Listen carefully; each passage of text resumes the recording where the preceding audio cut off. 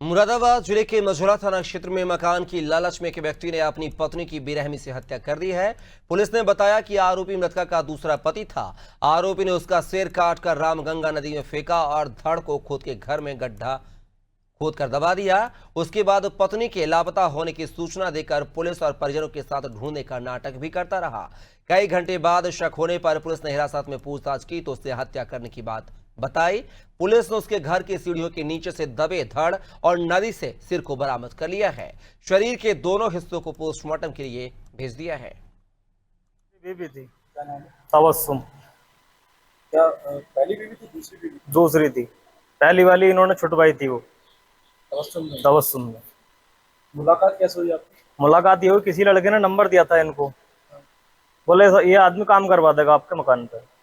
तो मकान तो बाद में हुआ था, काम भी बाद में हुआ था उस मकान में। पहला इन्होंने मेरे से शादी करी थी, मैंने मकान बनवाया, तब काम कराया उस मकान में। उसके बाद ये मुझसे टाले वाले कर रहे, कभी नंबर ब्लॉक कर देख रहे थे मेरा, कभी ये धमकी देख रहे थे, बोले मुझे नहीं रहना, बोले तुम चाहे अपनी शादी कहीं भी कर लो। मैं बोला मेरा काम यही कोई है, मैं शादी करता रहूंगा अपनी, मैं मेरी छोटी बच्ची भी है, सब कुछ है, तूने घर बिगाड़ा है, अब तू मेरे संग ही रहे। तो ऐसे ही कभी नंबर ब्लॉक, कभी घर को चली आ गई थी बिगर बताए, 5 दिन 8 दिन मेरे पास रहती थी। मेरी तो जिंदगी खराब हुई थी ना।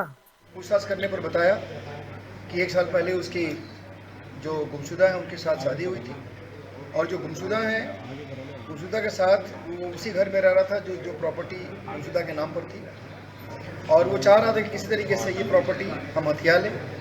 और शादी भी उसने उनसे दूसरी शादी इसलिए की थी कि किसी तरीके से वो मकान उनको हासिल हो जाए, और उसी मकान को हथियाने के लिए उसने कई बार उनके ऊपर उसके नाम से करने के लिए, यानी साने आलम के नाम से करने के लिए उसने दबाव बनाया, लेकिन जो गुमशुदा थी उन्होंने मना किया।